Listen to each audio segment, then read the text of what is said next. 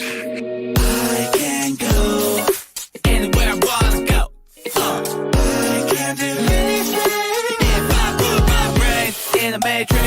In the matrix, in the matrix, in the matrix, in the matrix. Matrix, and the matrix inside the matrix. That's right, all up inside that matrix. Joined now by the newly renamed DJ Nicky. It is your man, Pooh Nanners, your Texas caster and hype master, DJ Nicky, Stealth Shampoo. Tell me about your day. What is with this set behind you? It looks gorgeous. Well, ladies and gentlemen, now that I've become a professional DJ, we got the money, we've got a couple gigs, we've upgraded the studio. I'm living in a brand new cabin in the woods with fiber internet. Ooh, it's going well for me, man. I'm really tired. A lot of work. We got fiber internet in here. We're going to bring you episode 10 of VRespawn here on this lovely day. Well, we got a lot to cover, and it's going to take us forever. So, guys, buckle up. It's going to take a minute. We're all talking about everything that went down at OC5 at the World Finals. So, started off, it is Onward. And Nicky is going to kick it off with some information. There was some stuff that happened at Onward. Some of the teams didn't perform very well. Beginners came out of nowhere, dominating Boss Fight, who unfortunately we thought that was going to happen. in their way. Beginners putting them down. Now, of course, a Boss Fight was missing players like Scorpio, Radar Head, who did a great job casting, and Weather Balloon. And, a lot of them were playing for their first time on stage, so the nerves get you. It's a little bit of a different environment. It's not played LAN before, though. I don't know, man. I mean, they were playing against beginners. Beginners are just unstoppable. And beginners have this thing where they wait till like the last minute to attack, so your knees are killing you. So I don't know, man. That's a tough fight. They did. As Radar did tell me that he thought that they could take beginners. But I don't want to be the guy that says I feel like it's wishful thinking, but all the stats say otherwise. But still, though, it was a very difficult decision for Radar to choose to be a caster instead of being on his team. He said he's not like the best player on his team, but he is like the morale of the team, and I know that goes a long ways to make your team good. So it definitely was kind of a hit for them to do it, but it made the stream to have him on it because he's such a great caster and is so knowledgeable about the game. Oh, yeah. I'm glad they had him on deck. He's a community caster, of course, and a pro player. Beginners. I was like, let's go ahead and get to the highlights, though, before we give away everything. It was Beginners and Globochem that got to go up against each other in the on the big main stage, the $1 million stage, just like we did with Echo Arena last year. They built a baller one this year. And let's take a look at the highlights. Nicky, take it away. All right, so they released these guys out of the gate here and they're getting kills back and forth early in the game, bringing it to a 3v3. 4 players dead here, really early on in this match. Yeah. We're a little bit of spoiler alert here, but you'll see the third kill coming up in a minute. But one thing to actually notice, second kill. There it is. But another thing to notice is that the UI was a little messed up. Globochem is not playing with only 4 players. The team captain doesn't show up on the stat board. So that's unfortunate. But you read the kill feed, you'll see what happens. All right, on to the next one. After 4 minutes of looking around, beginners start making their push, like Pooh Nanners said earlier. They run down the clock, they wait to break your kneecaps, and then they start taking names as they're putting people down right here. Clean kill right there. Dr. Killinger picking up auto. And they managed to win out the round with 15 seconds left and 3 players alive. On to the next match. Minute and a half left on the board. No one has died yet. An intense firefight comes out, and Globochem really sweeps this one up.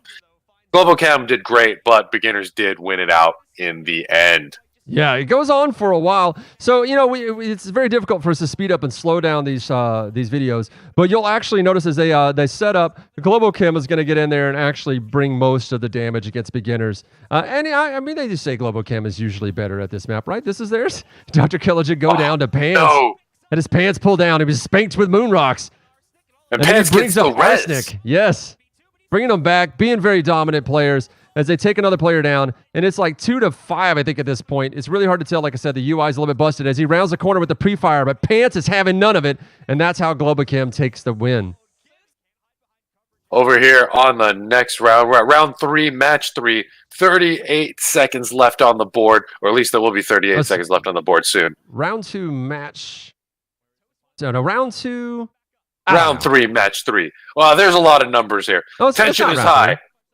Beginners It's not that one. It's the frags coming from both players. From there are frags on both teams. Lots of mistakes here coming in from Nikki.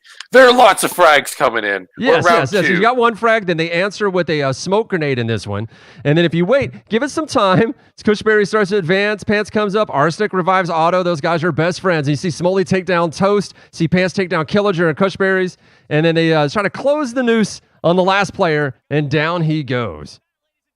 Now the series is 1-1. Oh man, we need some money for a teleprompter here at VRespawn. All right, now beginners just need one more match to take the second round. That is this clip that you're watching right here. And in just a moment, just look at Fallen. One guy left, just like with 16 seconds, just wrecking him. This is what beginners does, right? They wait till the last second to attack so that your legs are busted. And this time it didn't work for him. Global Kim was ready.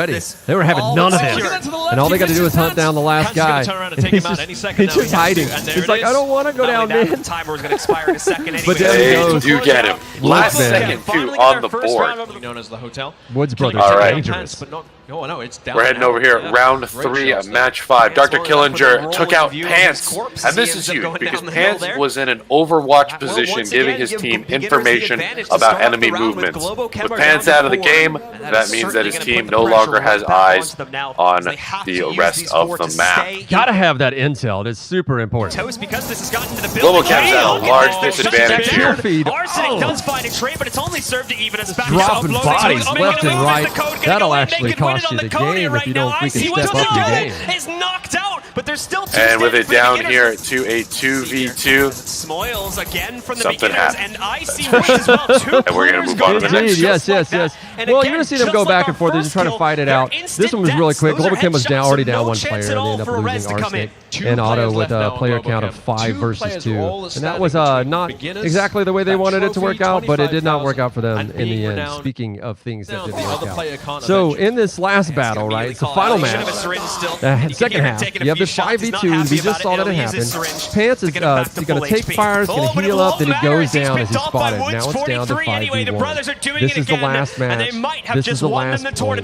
This is all Global Kim has. 5v1. Going right way for a perfect victory. And he tries to get one kill, and Woods has none of it. And that gives beginners the win. It puts them on top. Happy, exciting game for them as we go into the award ceremony. Forward. Ladies and gentlemen, I'd like you to make some noise for your VR League champions. It is Beginners!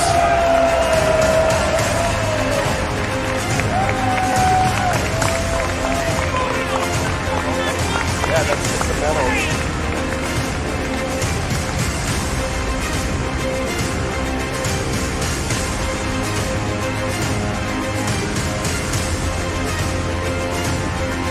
Yeah, there's Chris McKelvey and Dante Buckley handing out the awards. Chris McKelvey on the right, the commissioner of our league. Dante Buckley, obviously the creator of Onward, handing out these medals to everybody. They don't get to keep the trophy, but they do get to keep the medals as well as the MVP trophy. So that was really good. As you can see, this is the way that it played out. Global Kim took out SMC Tactical. Beginners took out Boss Fight. Those guys went into their bronze match. I actually don't know how that worked out. I should have probably asked them. I know that I don't think they actually ended up doing that match because both teams get 10K. So I don't think they ever ended up playing. But I do know, as you can see, Beginners ended up winning against Global Kim, taking home the $25,000 prize. 25. So, yes. In addition to any other money that they've already won at other events, we're going to start seeing franchises, VR Esports franchises coming out now that these guys are getting tons of cash with which to invest in those things. So moving right on, we're going to start talking about the future of Onward. They're already doing their season 6 now, if I remember, because what's happening in VR League and what was happening in VRML are completely separate. So VRML is already pushing forward. Boss Fight's already lost a bunch because they've been preparing and haven't been able to play. So they may turn it back around, but we're not going to cover that here. We're going to spin off Onward into their own show, and that show is going to be much to talk about. Yeah, that show is going to be produced by Buxton and Chris Brown, who's producing this show as well. And I'm going to try to shoot the first episode with Sleepy, and then probably shoot one with Nightfire and try to turn it over to the Onward casters, because they're much more knowledgeable about Onward, and I really like their voices, and they're very. They can read a teleprompter, unlike me. yeah, and we're going to pull them into VRespawn so we could get more of our casters here in house to help communicate to you, the viewer, the information about these games, how it works, and how you can get into it. Speaking of games that you can get into, let's talk about Archangel Hellfire. Now, they got 2 different leagues you can get into. Yes, they do. They're already in VRML, were picked up very quickly, and then Virtual Athletics League also picked them up. So a lot's going on. Yeah, the Archangel Hellfire Arcade Warfare League, which began on the 11th. The prize is going to be an HTC Vive Pro, an all-expense paid trip to Twitchcon 2018, San Jose, to face off against the winner of Skydance Interactive's Mechascent tournament. And that's all going to go down on October 27th. So they had their initial 16 arcade fights across the country on the 11th. Then on the 16th, they had their Elite 8. And then tonight, they just finished off their Final 4. And then the 20th is going to be the Arcade Championship to see who's going to face off against all the top the marbles. Dogs. Yeah, the Tournament of Champions, so to speak. Speaking of Twitch, well, let's take a look at the bracket real quick. This is the way things are working out right now. We don't have those final results for round 7 just yet, but they will have been played, as well as the semifinals will have been played. So we'll update those on our Twitter and our site as they come. Speaking of Archangel and TwitchCon, I believe DJ Nikki, Stell Shampoo has DJ Nikki. Oh man, TwitchCon, same place as OC5 actually. I'm going to be right there, back in my backyard, playing TwitchCon. So I hope to see you guys there. I'll probably be running by the Archangel booth and doing some cool things with those guys. But oh, well, I guess that's the end of his segment. Moving on to Echo Arena. Echo Arena happened on the following day. Now, Unspoken also happened. We'll get into that. But on the following day, Echo Arena ended up happening with their World Finals. And they did it on a smaller stage on the main floor, the demo floor of OC5. Now, one of the problems was we had some fits and starts and stops, so we weren't able to get all the way through what we needed to happen and get it all streamed. So there were some games that were actually streamed to my channel from backstage, and we're going to end up looking at one of those now. This is Eclipse going up against, it says Blast, but it's actually not Blast. They're going up against Team Gravity. You can tell by the names, Afterparty, Viratrex, VR Jersey, as they go to battle it out between each other. Now, the interesting thing here is you're going to end up seeing that Eclipse, while they put up a pretty decent fight, Gravity ends up bringing way more pain as a passing game back and forth and slamming it from the backside, pulling the goalie out of the goal, and VR Jersey just slams one on home. And it doesn't end there. As they go to bring some more pain against Eclipse, you can see Team Gravity mislabeled as Blast, just dialing up the pain as they have them 7-2 and not too much left. Right here, you're going to see Viatrex. He's got his crazy save. They get there clear. They sprint downfield where Lemming is stunned, so Afterparty is able to just get it and slam it on home. Absolutely no trouble. God, man, Afterparty on their team has proven to be way too much of a fight for anybody to deal with. So the timer's counting down, as you can see. You've got Eclipse on the back burner. They're trying their best to recover. They're fighting it out. They need a 3-pointer to go into overtime. So they're going to fight it out for this disc and actually try to ride this clock all the way down to see if they can get this. And of course, Gravity is going to try to prevent this comeback. So Palador's got the disc. That's usually good news. You can see Lemming hiding there upside down, just waiting in position. Palador is looking for somebody to pass it to. Pass it to Simeon, who was hiding way off the field, and immediately stolen and cleared out the way with 10 seconds on the clock. Is that going to be enough? Palador tries to hold on. They do not want to go down to the loser's bracket. Instead, they fight it out and lose at the end. And for one of the few times in their life, Eclipse goes down to loser's bracket, and Gravity gets to get that extra point going into the final round. Now, in this one, you actually see we have the overlay. These are the final matches that were actually cast. And you see Team Gravity already has a round win. That's because they never went to losers round, and they're doing best of 5 instead of bracket reset. So right here, you actually see Eclipse is starting to turn it around. They've already won one round, and right now Gravity is well in the lead. And this is not a position they want to be in, but they're going to try their best to actually turn it around. So Eclipse down 4 points, as you can see. Gravity is unable to retain possession. So Eclipse is just going to hold on, try to see if they can walk it in. Simeon's going to actually try to get his hands on the disc, pass it up to Simeon. Simeon dropping it in. Oh, blocked and rejected. A rare stoppage against Simeon, which does not make him happy, obviously. So he's going to try again. Gravity is going to try to get to the disc, but it doesn't matter because Afterparty is about to get it stolen from him. You keep your eyes open. No, he doesn't. He actually is able to make it downfield. I thought that was the one where he actually got it stolen from him. Haskell was actually at the same time as me, passing out wristbands, taking pictures. So we at some of this ones, we're not entirely sure what happened, but luckily Chris was able to clip these out for me as they just struggle to get downfield at 6-2, getting knocked out. Palador just doesn't know what's happening as they have just running out of time and are able to get that long shot goal but it proves to not be enough in that particular round. So they did win one later on. They came back and they're able to win. So you see that gets up 2-1. So they just need to win one more. They're 8-11. So there's only 3 points down. Team Gravity just needs a 3-pointer to tie. You're going to watch them try to take this VR jersey, lining up a goal attempt, and is rejected by Lemming, having none of it. Lemming actually having to run defense now and doing a bang-up job of it. As they run down, they're clear and boost, try to get to it very quickly.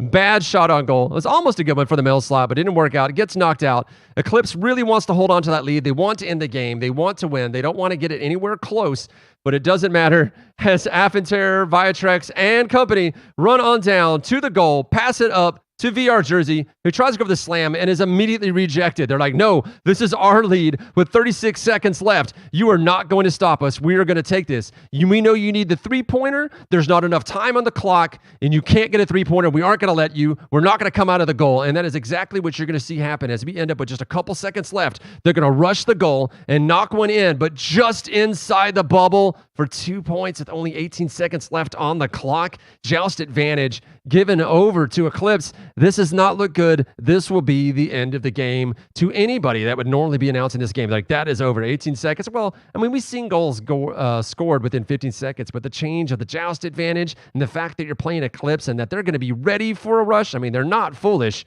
So, you know, what's going to end up happening? Let's end up keeping a watch. Wow, did you see the textures were all like messed up there, but it's all good. As they get ready for the rush, you're going to see what happens. Here comes the quarterback rush, but he gets it off, but it misses the pass. So you had one job, man. You had one job, Lemming. Lemming could not get the pass. Palador gets on goal. They rush the goal, and bam, like magic, they're able to take the win and take that round, tying it up 2-2. Yeah, that was awesome. Yes, it was one of my favorite moments. It was really nice. Oh yeah, you can see that celebration. I ended up skipping over it, unfortunately, but it was a very good celebration. A lot of relief from the other players. So it comes down to this, though. Eclipse ends up running up the board, and they end up getting a lot of points over Team Gravity. So they're pretty cocky right now.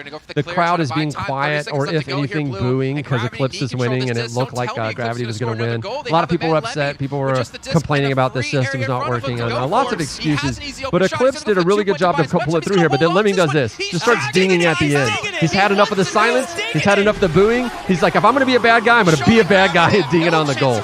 Now, some of us do disagree with it, but I'll be honest. I was laughing. It was pretty funny. But yeah, rude. Yeah. In hindsight, he probably it was good entertainment. That wasn't the best idea, but it's good TV, I think he generally has good sportsmanship. I think it was just one of those lapses of judgment. Yeah, well, let's take a look at the judgment they had in the post-game interview. There's so many tall people on the stage right now. Okay, so first off, we want to go ahead and give our MVP trophy, and of course, Rue, that you guys met earlier from Ready at Dawn, you're going to be doing the presentation of this. So let's do it. Let's do MVP. Who we got? Oh, God. Well, MVP goes to Simeon. Congrats, man. Good job, man. Thank you very much. Awesome job. I 100% couldn't do it without my teammates. These guys have lifted my game up to such a level, it's unbelievable. The amount of time and effort we put in, the friendships and bonds we've developed, it's just been an amazing season. And I mean, this is the ultimate finish. Well, you're definitely the most fun to watch. You bounce around, your celebration dances are like top notch. All right, so what are we doing now? What do we got? We got medals. Of course we have medals. It's the freaking grand finals, duh. You get a second one now. You get double medals. Hardware. Nice. Very cool. All right, now we got over here. Who we got? We're doing the whole thing. Y'all line up right here. Let's do it. I'm gonna go over here. I don't need to be in the shot. I'm just gonna be the talking head. Nice. And then, of course, last but not least, we have the trophy, which is, from what I hear, is very heavy. So just kind of like, oh, Lord, have mercy, please. Oh, God. We're not doing trophy. Oh, no. I'm hiding. Woo! Nice. Hand it back. Who doesn't love Palador, right? I love it whenever these guys have fun. This Echo Arena. This is VR players just hugging each other, having a good time. Now, as everyone knows, we weren't able to keep the trophy. It was very expensive, but they did make medals for everybody to keep, and Simeon took home the MVP. Simeon, in classic form, screamed after every goal. He was like, "Rah!" Like he's going Super Saiyan. So that's what they like that. And Gina is actually a fairly tall player, so you can actually see that the height is actually pretty good on their team. Now, I mean, Lemming and Palador are shorter than Simeon and some of the other like very tall players, but hold a pretty good average height. Whereas 11.5 is a bit on the shorter side, but they're a lot faster. 11.5, we saw most of the players there at the event, just hanging out. It was Metamercs who ended up making it, and they ended up coming in, I think, 3rd place. I don't know if we actually had like a 3rd place match to see you design. Yeah, they did really well. They actually, because they got eliminated, so they didn't get to go into the final round. Yeah, that's right. But they came back. I think they ended up playing against Blast, I think, at some point, and Blast came in last, right? But Yes. yeah. So $18,000 that went to the first place team. That's $6,000 per player. So it's in the end, it ends up being more than the Onward players, which they were kind of excited about. So that's really good. So they're gonna start forming their own teams. Like Team Gravity, they added Flush Go to their team. They're still coming in 2nd place in both games, but still very solid showing from Team Gravity. And I expect to see more from them in more games in the future. Speaking of Echo Arena, though, there's a lot of stuff going on, right? We got to try out the new, some of the new changes, right? And we got to, there's like a Halloween bash we're waiting for, right, Haskell? Yeah, so basically this week, what's going on in Echo Arena, some really cool things. They have the Halloween bash that just went live today. Or yesterday. It went live this week. And so that's oh, that's right. Because I know, I'm forgetting what day it is. What day is this? Friday, so yeah. So basically they have the spooky lobby with the different toys and some fancy Halloween decorations and stuff. It's really cool because I think the devs from Ready at Dawn do a really great job just inputting various artwork and just creative things to make the lobby and the whole game exciting and a wonderful place for the players. Yeah, so it's really interesting and fun and cool to see all the little things they do for us adults who like to go in there and act like children. And so it's a lot of fun. Well, that's one of the things this I had week. during one of the games that a bunch of like teenage, well, I would say like maybe they were 12 or 11. They were very young kids. And they wanted to show me something, and in the vents they had collected all the toys and made themselves a toy room. And I was like, honestly, if I was your age, it's exactly what I would do. This is fantastic. Yeah, sometimes I tell people if we don't get into a match, like if the matchmaking isn't working quickly, I'll be like, okay, well then, it's time to grab all these toys and sacrifice them to the Echo Gods. So we'll gather all the toys in the lobby and put them in the middle area. Every time it works, you get into a match. So like there's something to it. But, and this week also, I wanted to make sure people know it's very, very important that they understand we are preparing for ESL Season 3 and VR League. And so one of the things that is going on right now is we started Echo University. It went live as well. And basically, this is a Discord group where people can come in and meet mentors. They can find teammates. They can be put on a team or join a team. They can advertise that they're looking for teammates. And so really, it's exciting because it's the place where they want to be if they want to get into competitive gaming in Echo Arena. So they can be involved in the tournaments and basically be involved in the league play. And the Community Cups start this weekend. Those are very important for people who want to be involved in league play because traditionally we've done the 5-minute rounds and you have best of 3 and all this. But what we're looking at right now is maybe switching that up a bit. And so one of the formats they're considering is they're talking about doing maybe 2 8-minute rounds with a half in between and just a cumulative score. And so if people want to have input on that, if they want to have an opinion, if they want to say how they like it or don't like it or whatever, they need to join these Community Cups. They need to join Echo University, join a team, play in these cups, and let the devs and ESL and Oculus, all these people know what they like and what they don't. Because if they want to have a voice and an opinion on what happens, they need to participate and be active in the community, which a lot of them are, and that's awesome. So we just want to keep encouraging that. That's what we're all about here at VRespawn, though. This is community-built project, right? And the whole idea is about getting people involved, in the emerging genre that is VR Esports and in the games that we love. Because, Echo Arena is where we all got started. It's the game that we love, and we got active in the community and helped build people up and help get people to, instead of going to noob stomping, pulling people in and teaching them how to play. We started out with the hamburger helpers. So we started that, and now Echo University is coming up so that you can get like an incubator for new players. And we already kind of have an incubator over the North American side. It's the Europeans that Tutorial Bot had told me that they still have kind of an attitude of noob stomping over there, so they have trouble pulling in new people. And I think they're trying to. Well, we're all University's working supposed to be together. collaborative, right? Echo.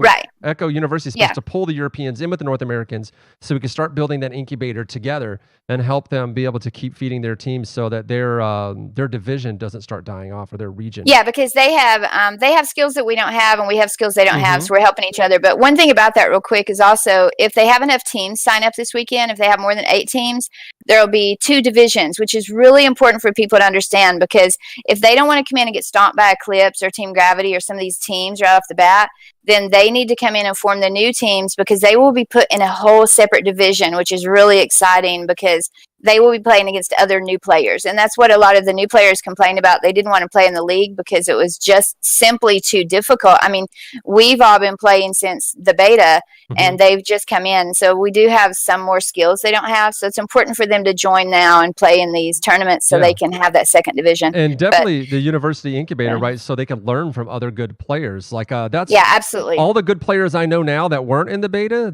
that's the story they tell me, is that a level 50 or somebody reached out to them and decided to start teaching them. Like, you've got Kung and Ryan and One Scoop that, I mean, these guys weren't in the beta. They came out of nowhere. And they weren't even old enough to participate in the league last year. That's how we've got even young people coming up.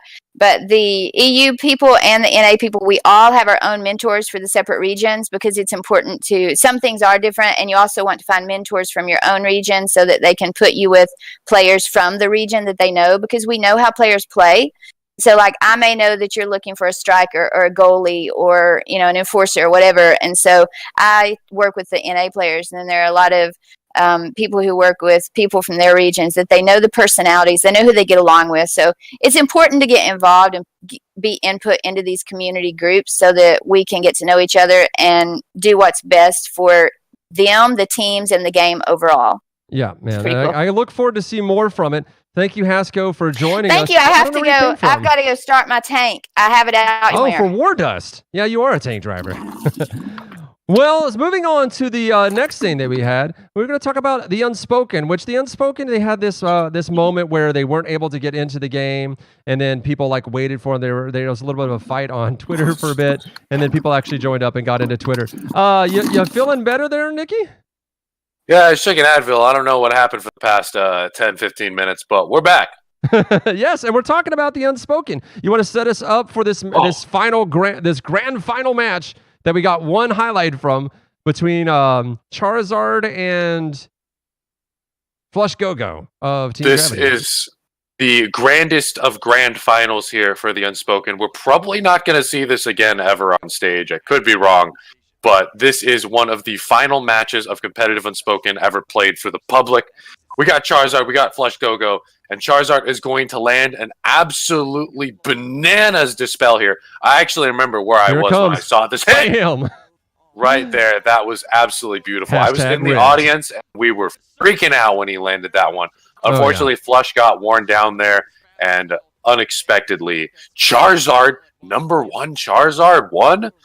Once again, the number he's one the Eclipse of the Unspoken. Yes, he is. He is unstoppable. He's a very quiet guy, and he's very nice about it, but everyone knew he was going to win. The sad thing was, so the game meta changed, right? It was TKOP, right? And then it ended up Charizard ended up going TK in order to win Poland, and we had some great matches between him and Flush, like TK mirrors and AK mirrors, all kinds of fun. But then the meta changed, and Drifter got to where it could fight TK. And you almost never saw Charizard do it too much. He more or less would TK mirror Rukafelt, but Rukafelt got to where he could beat TK mirror. So Charizard did not deal with that. He was like, no, I'll take you down this way. But then Flush Go-Go and Charizard both know this meta. They both know they have strong TKs. They both know strong TK mirrors. So to make sure they win, both of them pick Drifter every single game match. Drifter was mirror, it was unprecedented. so boring because Drifter has no push. Drifter has no push, and that's where all the fun is. I think. Drifter is a long game character. We're talking finding other people's embers, sending out those birds, and those birds are the equivalent of a push on the Drifter, but it takes a while to come in. Yeah, and so unprecedented. We saw every single match in the finals was Drifter. We have never seen this before in Unspoken history, as far as I'm aware. And we kept thinking, is someone going to swap back to TK for this map? Or No. I Drifter's not kept stopped. hoping, but I secretly knew it would be Drifter the whole time. Now, we don't have a lot of other footage because they went over time and had a cover to the Onward footage, so you can find some of it on the YouTube channel, and I just couldn't get my YouTube downloader working. But you do see Charizard getting his medal and his trophy in that one. But moving on to Sprint Vector, which happened on the same day as Echo Arena, but got delayed because of some other things, mostly because Simeon was yelling too loud for the security staff. They didn't like it, so they had to shut us down for a little bit.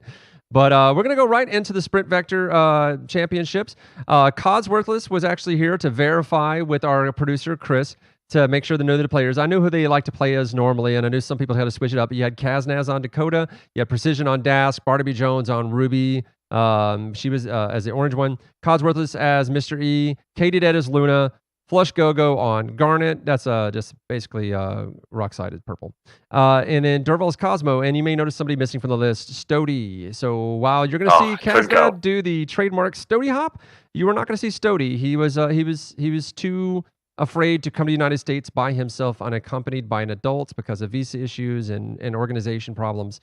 And I was too busy to get on the horn and convince him that I personally would protect him and meet him at the airport, because I had the party planning, everything else going on. Otherwise, I would have totally done that. But I talked to a bunch of other players and like, well, man, if we'd have known, we'd have been there. And so next time, Stody, next time. However, I don't. We'll see you sometime. Yeah, not for Sprint Vector. No. Let's move on to the highlights, though. Let's see what's going on here. So right here in the this is heat number 2. You're going to see towards the end of this that Precision is going to pop himself a nitro and take the lead. Bam! But yeah, by take the lead, I mean take the lead over whoever's behind Kaznaz, because you're not catching up with Kaznaz at the very end of the match. Going to the next one, the start of the map, you're going to see Kaznaz blast off like he always does with this massive head start and his patented Stody hop, which is going to showcases the advantage of the wave dash, so to speak. But then slow mine, it's going to bring down 3 people. Precision just having some fun as they go through and snatches some stuff at the top left screen. He's just having fun with it as they go on to the next one. Now, here we're in heat number 6, right? And you have this great battle where everybody's kind of crowded around each other and trying to fight it out. And it's all going to come down to RNGesus. What items can you get? You got slow mines coming in, somebody firing off blasts, hopefully for a grenade. Can't even land that one. Another slow mine as everybody's just trying to suss out who's going to come in second behind Kaznaz, because that's how it works. These guys are great players and enjoy watching them play. It's very fun stuff. So this is heat number 7, I believe. Kaznaz taking again an early lead. But watch this. Some punishment from Precision as he gets himself the RNG he wants. He pulls that rocket and fires it down. It chases him. He's running for his life and then pops. Gets over the water at least. So satisfying. Yeah, no, man. That was his recovery and his speed, was being able to make sure he got to ground. Because you got that alert. He knows it's coming, and he wasn't about to have none of that. So you got slow mines coming down. You got some superior pathing going on here. As these guys just really understand this map. They play against each other a lot. Very, very tight and beautiful play. As they also hold on to their other items to try to mitigate some of these slow mines. You're going to see like last-minute nitros. I do so much love watching these guys play. And Katie Dead said that they were reorganizing their own match to try to get Stody in there, and she's going to like create a supercut for us to do commentary over to present on our site. So that'll be fun to also show off. So moving into this final heat, Cod's holding on to second as he gets hit with a rocket midair. He's just going to wait for it to happen, and he'll get dropped. It'll be an unfortunate sight to see, but it does happen as he pulls out of the sky, and they try to rush up to hold on to that first. You hear people cheering as Kaznaz, because Kaznaz has already crossed the finish line. Like he's been there forever. He's the fastest player, and that's congrats to Kaznaz. That actually put him in first place, which he was pretty much already holding on to based on the points. He's an unstoppable spectronaut. That's a word, right? It's combining another Servios game with Sprint Vector. So sure, I mean Kaznaz without Stody here, it's his tournament. Yeah, we all saw this one coming. Yeah, and let's take a look at him getting his trophy. Won until literally right now. So congratulations. Are you like? You haven't really had time to even process the fact that you won. Okay, so really quick, what was it like knowing what the stakes were like with all the technical glitches? How in your head were you? I was way too far. I missed like usually I can get like half of the Stody hops, and I probably got like 10 to 15% that time. That's trademark. Yeah. So it was definitely a lot different being up on a stage and everything. Oh yeah! Shout out to first of all my parents. Yeah. And and Initio Gaming, the sponsor. yeah. All right. Well, you know what? We are going to have. We have to call. Thank you, everybody here at Oculus who let us kind of like keep the stage. But congratulations to you, Kaznaz, and have fun. We will catch up with you, I'm sure, after this at the party, and you know, everybody's hanging out. I've got to let you guys go. Thank you to everybody who tuned in. Thank you to all of our sponsors, to the casters, to the facilities. We're out. So yeah, there was a last-minute announcement about the party that we were all getting ready to run to. So Did you notice on her wrist? Yeah, the wristband. She had the party wristband on there. Yeah, because Gino had mentioned it to me. She said she wanted to go. The party, the way it worked was no one was invited. You had to ask us to go, and you had to pay attention to the boards. We didn't really have to. Like, we posted it on the Discord channels, but then people were DMing each other. It was all word of mouth. Somebody would have reached out to you if you have any friends or anything in VR, any of the VR games. Somebody would have told you, because I got tons of requests. And we let in everybody as we could, and then we had to cut off RSVPs at one point because, you know, we had already signed the contract. We hit capacity. It literally is a fire hazard for me to let anyone else in. But then, like, at the last minute, there were people who were canceling going, so we had spots open up, and then we had, like, you know, some streamers, they asked us to go, and we're like, well, we got spots open, here you go. And Gina asked to go, but she ended up sleeping in, and she woke up at 11, like an hour into the party. And so she ended up not coming. I was like, oh, it's all right, Gina. At least she mentioned the party. I wish I would have seen her. Yeah, it would have been really cool. I really enjoyed Gina. She reminds me of my sisters, honestly. One in particular, my sister Jasmine. So I was like, man, you guys got to FaceTime each other so you can understand what I'm seeing right here. I had a long conversation. She deals a lot with like esports, which is very kind of homogenous. A lot of the people in esports and the casters and the performers that they have to deal with, and the mentality as well.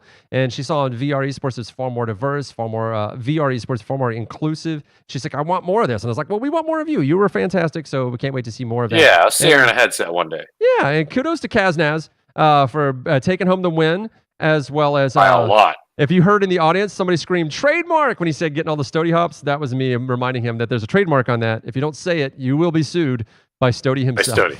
Yeah. So that is going to pretty much do it for Sprint Vector. We may not see more of that. We may see more games from Servios. We did get all the Sprint Vector guys into Rukafel's room so that we could play for the Fight Club. Fight Club. That's right. What were we playing, Dickie?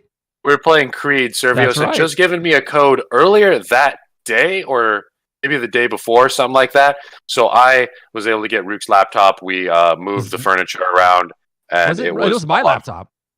It was your laptop, and we played on Rook's bed. And we had a headset. So it's Rook's bed's my laptop, your headset.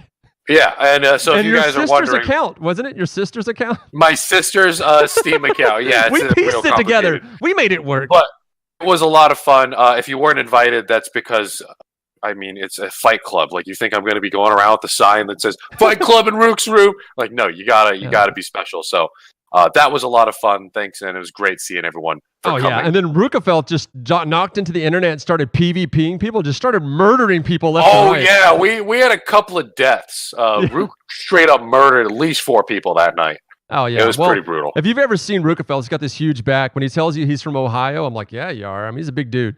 So, so when he just started punching people to death, and he's like smiling and laughing as he's doing it, I was like, you and Hasko should be friends.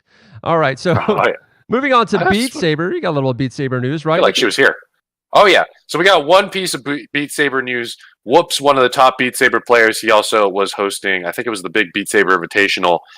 He is the first to clear Black Ops 4's Blood of the Dead Easter egg with Admiral Baru and Giant Waffle. It took him 6, almost 7 days to figure this Easter egg out. So congratulations to him. How does he have this much time to be that good at Beat Saber? And then he's the first one in the world out of millions of players to clear a Black Ops Easter egg. It's absolutely crazy. So congratulations to him. That kind of professional gamer power only comes from South Korea. I don't know if that's where he's from, but I don't think that's where he is. No, man. Oh, yeah, nice job. Nice job on his part. Let's talk about Echo Combat. Yes, they made some changes. We got to see them at OC5 for just like a smidgen of time before they released it. We played some scrims. Yeah, I actually sat down, and I think it was me, Charizard, and a couple other pro players from various games. So it was a mashup of like pro players from a bunch of different games. We played some sweaty matches. I probably played like 3 matches, and I had to make an appointment. And they kept going without me. Those matches were intense. Yeah, man. And we also did, it was, for those of you who don't know, it's capture point, basically King of the Hill. The capture point unlocks after 45 seconds. You're basically just trying to kill each other. You don't realize it at first, but the level is multi-layered. There's like little ducts you can get into to sneak around behind the team. There's a lot of mechanics. There's a secret underground passage. Yeah, so if you currently captured the point, then that's when you want to use your shotgun. You cannot use a shotgun to take the point. It's basically impossible. But when you're trying to take the point, that's when you want to favor sniping. But you can't really use sniping to defend the point. So the gunplay mechanics very quickly change hard in capture point as opposed to payload. So for a lot of you guys who are playing, you may have figured out this meta because myself and a bunch of other teams. I was actually playing with Kazanaz. It was great to play with him. And Nerd Burglar from VRespawn, who helped me out a lot at the party. And we ran the bullets, the shotguns, and the double heels. So basically, you'd never send remember in, what they're called. you'd send in Novas. We'd run dual Novas. I was like, the gun that shoots bullets. That's all, Nikki. Yeah. You run 2 Novas, and both those Nova players are running heals. So one Nova player goes in and starts shooting when you take damage. He pops his heal. Then the other one pops his heal, so you effectively have double heals. Yeah, you're tanking. Yeah, and then you have a sniper in the back with a shield or whatever. A threat scanner usually is what we used, and they'd be picking shots. So the sniper gets one good shot, maybe doesn't get a kill. Shotgunners close in their tanks. A lot of different players were doing this. I can expect it to get nerfed. This was specific to the capture game mode, though, because I'm not sure how this would work in payload. I can't wait to see how the meta emerges, and I can't wait to see another game mode. I'm pretty sure they won't stop at 2. I think we even see more maps in capture point and payload. It's looking beautiful. They've hired a lot of new people over at Ready at Dawn, so they're working on all kinds of crazy stuff. I can't wait to see what they're going to be. What was even more fun was that they had a giant inflatable flamingo in the audience. Oh yeah. At the at OC5, and it was populated mostly with sprint vector players. Yeah, actually, it was really funny. So community manager for Servios was texting me asking me where she should go to see all the players. So I gathered all of the players in the Flamingo for Echo Combat, because a lot of the, like I was playing with Kazanaz, all those players are going to Echo Combat, and so we're all chilling the Flamingo, and Lauren starts throwing sprint everybody's excited about Echo Combat. The unspoken players are going, the sprint vector players are going, there's a lot of Echo Arena players are going, Nikki's going, I'm going. Echo Combat's got everyone excited. People, when they first played Echo Arena, they're like, this is fun, but can I have a gun? That's what I said about Sprint Vector 2. Add gun. Yes, I said that as well. I was like, hey, so this game would be cool if it was parkour combat. But speaking of OC5, in addition to seeing everything that we saw there, the ProTube guys came all the way from France. Also RSVP to our party and showed up, and they brought themselves a brand new prototype for recoiling stock that has support in Onward and other games. So that was pretty awesome for people who want that extra immersion. Obviously, the Santa Cruz, now named Oculus Quest, was there, listed for about $400, 50 titles on launch. We know all the games that we know and love are going to be on that headset. Most of the developers did not confirm anything, but they said, well, of course we're going to make a port, because if we don't, someone's just going to clone our game. So you can pretty much expect to see everything you'd want to see. I'm already predicting tons of injuries. I know that they probably don't want me to say that, but I mean, people are going to be stupid. We're authentic here on VRespawn. I personally got to play Dead and Buried, Super Hot, Face Your Fears 2, and this tennis game. You didn't do the Star Wars? I did Star Wars at the Void. That was not on the Oculus Quest. I keep calling it the Santa Cruz. I played everything at OC5. I think there's literally not a game there that I didn't play, except Vox. I was so busy, Vox. I only got to play Stormlands for like a smidgen of time. Oh, I played Stormlands twice. We don't have a Stormlands card. We're going to talk about it because the OC5 card up right now. We also got that $100 gift card, right? We did, yeah. Stormlands, I bought Accounting Plus with it today. That just came out, yes. Accounting I Plus, bought it with my card. Rick and Morty game. Yeah, that card works seamlessly. So here's how I did it, though. They made the announcement that they made upgrades to the app on your phone that you use whenever you're initially trying to link up with your Oculus Go. And they said you can input the store card in there to get your credit. You can buy the game from there, and you could select, if you have multiple computers on that are running Oculus Home, you could select what computer you want to install it on, and it will give you progress as it installs it. And I had, while I was at work, I bought it and installed it to this very computer. Remotely. And so for those of you who don't know, Oculus Connect 5, they all gave us $100 of credit. It doesn't work on sensors and hardware, but there's so much swag there. There were water bottles. I didn't get one for some reason. I didn't get a water bottle. There was VRL pants. That's because you had the staff pass. The staff pass, we got left out of water bottles, but we got t-shirts. Yeah, we got t-shirts. The catering at OC5 was next level. They're cooking burger sliders like right in front of you. The mashed potatoes Nerd Burglar wouldn't shut up about. They're apparently legendary, the greatest mashed potatoes anyone's ever eaten. Facebook catering, top tier. Well, Done. speaking of catering and speaking of fun and parties, we got a lot of money to organize our after party. That wasn't a joke. Oculus Studios reached out to us and gave us a bunch of money. Dante Buckley, the creator of Onward, reached out and gave us some money. And then I put in my original $2,000 that I had committed when I was just going to do a Dave & Buster's thing. And we actually ended up doing it at the San Jose Improv, which is a comedy studio. Bert Kreischer was playing, and they bumped him to be an hour earlier so we could have like a good 4 hours. Thank you to him. And then Barnaby Jones goes down and watches the show and invites him to come to the VRespawn party. And of course, he comes and hangs out for about an hour. The machine himself. Was there. Van Wilder, man. It was good to see him. So here, we've got ourselves a couple of clips from the party. Walk us through this, Nikki. I did get to DJ in Electronauts. If you look over there on the left, popping up, it's a development console. We may or may not have premiered Electronauts content at the party that no one's ever going to see again or won't see for a very long time. Nathan Burba, the creator of Electronauts, was nice enough to hook me up, and I was DJing the party. In fact, that's not even the last DJ gig I did, Poonanners. There's some other cool things coming from Electronauts that I'm doing, but the party was fantastic. I spent a lot of time working on that party, so I was really glad to hear that the community really enjoyed it.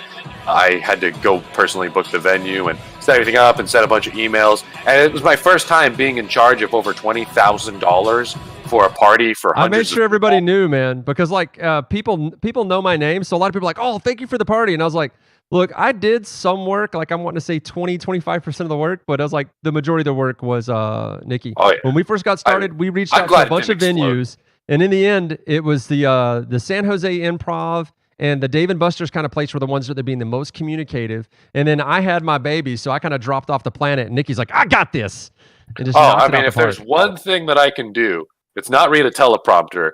It's organize a sick party. So thank you guys all for coming out and eating the chicken tendies. We got some sick pictures of the chicken tendies that people sent me. I only ate a couple of them, but thank you guys all for coming out to the party. This was really our trial event.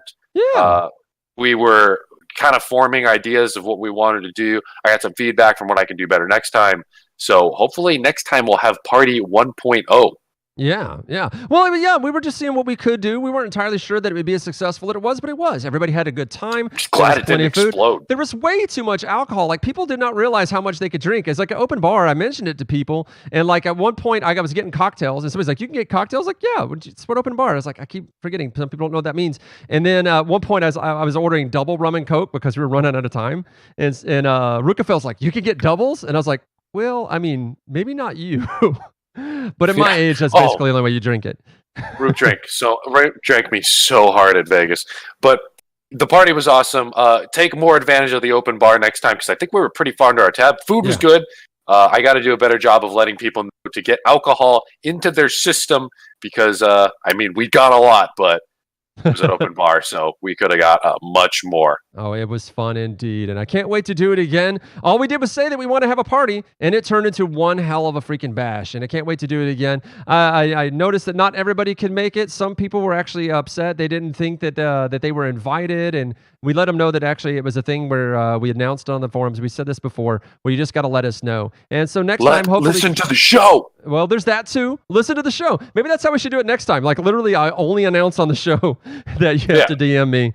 And so get people who don't pay attention. Like anybody watches the end of these things. Well, speaking of the end of these things, as we go into the end of our show, it is definitely time to go. So I want to thank Nikki again for showing up. Actually broadcasted to me live from his new studio. It's great. Chris A. Brown putting this whole thing together. That should say producer, not associate producer. We were just running out of time, and I couldn't change the card. Sonia Haskins coming in as a bruiser, knocking out Stealth Shampoos so that she can give us information. Oh, yeah, that's how she comes. You never know till it's too late. If she's not laughing, you are in trouble. And then Buxton. We don't know his Twitter just yet. We'll have to put that in, but he was our Onward writer. He's going to end up writing the episodes that we spin off for our own Onward episodes, as well as getting into producing them so that we can get kind of a self-sustain there. Like I said, it's a group project, so join us. Hit us up on Twitter and let us know what you've got. We're going to be covering some new stuff coming up. There actually is more VR arcade competitions coming up. There's the Omni Treadmill guys that are doing stuff. We're going to be talking about that, posting stuff on the website. So stay tuned for more. What do you got, Nikki? I gotta go home and go to bed. We'll see you guys next time.